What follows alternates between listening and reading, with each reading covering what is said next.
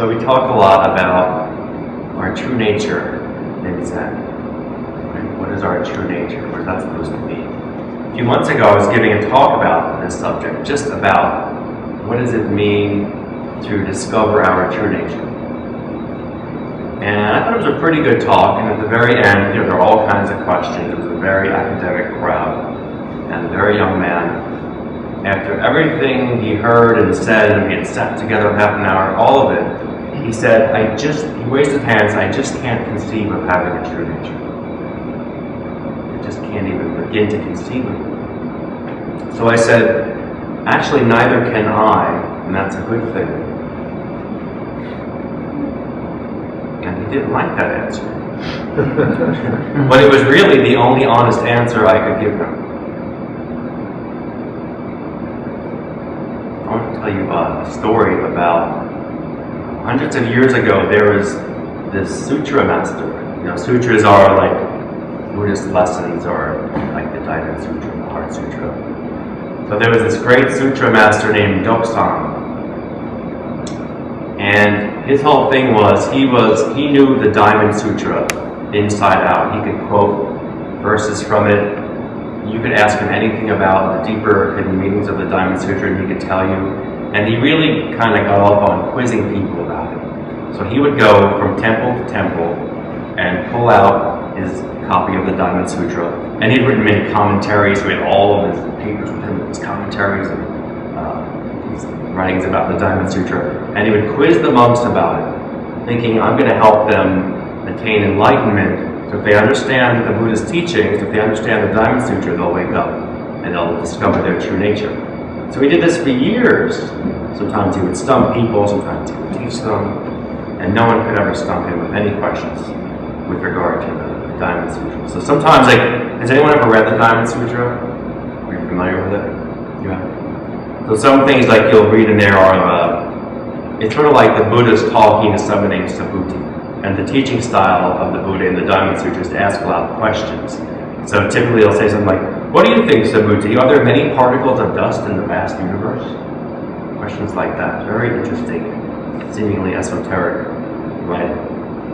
So one day he heard about a Zen temple in the south of China where all the monks and nuns did was sit all day in meditation, eat, sleep, wake up, sit in meditation, eat. And they did no sutra study whatsoever.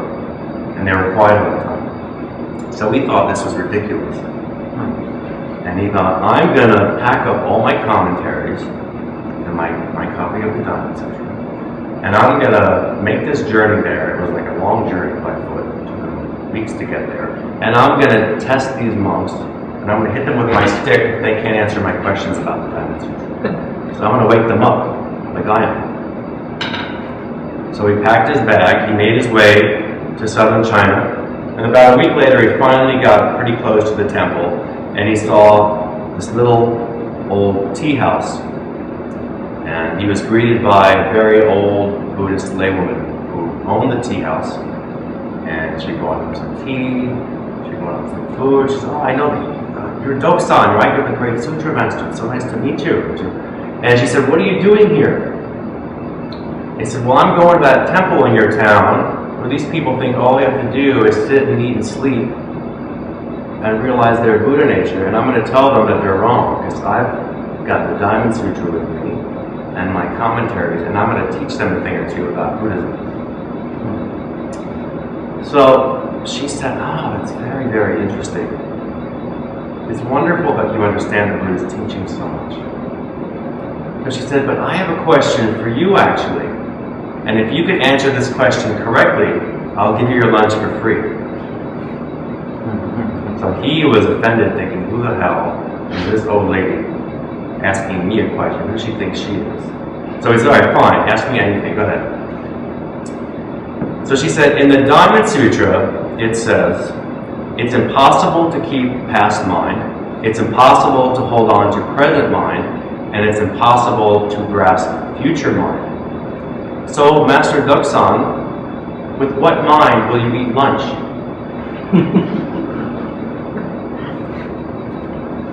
And he just dropped his chopsticks, dropped his cup, And he just sat there, he scratched his head, wondering, what am I doing? And he couldn't answer, he was actually stumped, so he started running through his head like, wait a minute, was that 28th chapter? Wait a minute, where was that covered? And his mind was racing around, wondering, what is she referring to? What is she asking me here? So he really, really was shocked and really, really humbled. So the old woman laughed and he said, you know what? This is really funny. You don't understand the Diamond Sutra's true meaning at all. She said, you understand words. You don't understand what it means. She said, how are you going to test these monks in that temple down there? Who do you think you are? How are you going to teach them anything? So he looked at her, really humbled at this point, and said, how did you gain such profound understanding? Who did you study with? What did you do? And she said, I didn't get it from anywhere. She said, everyone already has it inside of themselves if they just would know to look.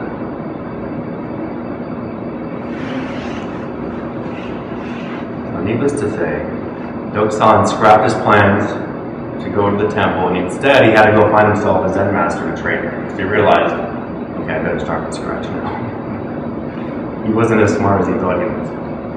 So he went to this local Zen master, a very famous old woman, and he sat with her, and he explained his predicament. He said, you know, I'm a great sutra master, but I just met this woman in the tea house down the road, and she told me that I don't know as much as I thought I did, and I need you to help me. And he started explaining to the Zen master everything he knew about the Diamond Sutra and emptiness, and what is appearance and non-appearance, and no coming and no going, and all this blah, blah, blah stuff we've heard about here and there. Varying degrees of understanding.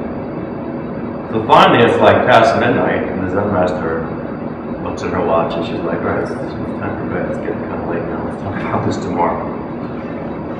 So she was going to let him sleep in this little house outside of the temple, but it was very dark by this time. And he left. He said, oh, master, I can't see outside. Can you give me a candle or something? So she handed him a candle, and she lit it for him.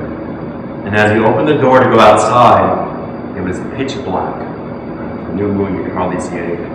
At that moment, she blew out his candle. He was stuck in complete darkness, couldn't see a thing, and then he attained enlightenment. In that 1 second. Then he understood.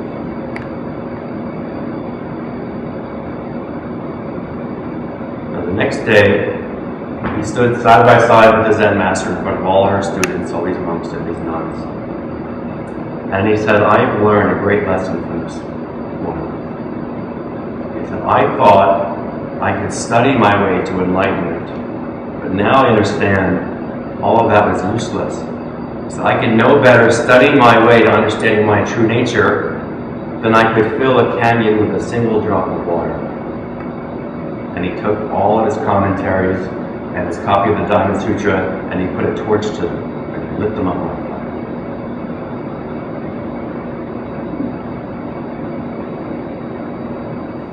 So, Zen practice is simply about returning to your mind as it is before thinking arises. That's it. If anyone ever asks you, what does Zen mean? That's all. Zen was what you were just doing for half an hour with me a little while ago. Just sitting there and noticing thoughts come and go, and then breathing. So the thoughts themselves are what we confuse with who we are, because we identify with them and we buy into them and we believe them. But when we understand how transparent they are, how insubstantial and how random they are, like the experience you had, like sometimes you would hear things, or I don't know. It's incredible what the brain will come up with and throw at you. It really is random. So understanding that process of how our thoughts work is what helps us to not be ruled by them. And when we return to our mind as it naturally is, and our mind is naturally open and spacious and peaceful, then we're getting a glimpse of our true nature. And I bet you everyone here has had a moment of that here or there. And that's all enlightenment is. Enlightenment is not a special, blissful state. Enlightenment doesn't make you the smartest person in the world all of a sudden. In fact, sometimes the smarter you're not, the easier practice will be for you. Even, koan practice. I learned being smart does not help you. If you work with a teacher doing koans, being smart doesn't do a thing for you. Actually, it could be a hindrance. Because the answers to koans, or these seemingly nonsensical questions, are not dependent on rational thinking. It's dependent on something else. And that something else can only arise from our mind, our true nature. It's this place of not knowing versus knowing, which we like to do. We like to know things. We like to know all about things. And that makes us feel comfortable and confident. But the more we think we know, the less room there is for wisdom. The more we think we know, the less appropriately we can respond to whatever life brings our way. So, understanding our true nature isn't something we can learn from a book or from a teacher. No more than, like if someone were hungry, it wouldn't make sense for me to show them a picture of a wonderful meal. Like, would that help their hunger? Or to describe the best meal I ever had to a starving person. Oh, you should have been there. I had this wonderful salad, chickpea, cranberries, it's delicious. Doesn't make sense. So when we come to life or come to practice with this thinking mind, by trying to just read our way to enlightenment or to compassion, or study our way there, or ask questions to our way there, it's not going to really do it. It's the sitting that does it. It's, enlightenment is really just those moments where there's no more me and you. There's just what I'm doing right now. That's all. Just like when I learned to ride a bicycle, finally, it's when I was able to stop thinking so much about the technique of it and what does it mean to balance. Like even, how do you describe what balance means? Like we're all doing it now, more or less, right? But could you explain, like, how am I balancing? I don't know. There's so many things at work, physically, right, mentally, signals from my brain, muscles firing up, blood flow. There's so many things going on. I don't have to think about it, it just happens.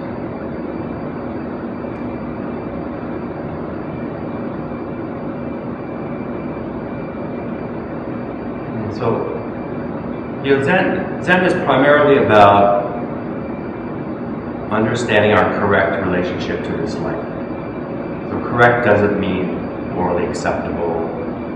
It just means appropriate. Like we all have a correct job to do in life.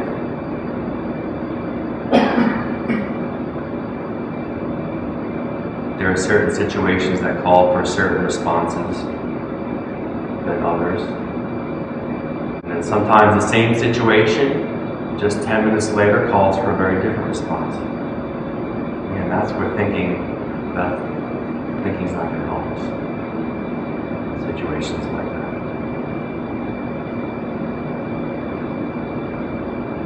So just as love is not something we can study, right? We cannot put love under a microscope.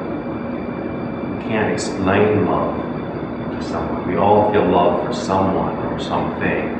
Right? We feel love for a family member, a friend, a spouse, a pet, ourselves, whatever we feel love for, or a cause, or a group of people. but it's not something we can really describe. It's something we experience. So, accessing our true nature through practice, through simply doing whatever we're doing wholeheartedly, 100%, not relying on our thinking minds, is what helps our truest sense of love and compassion to arise.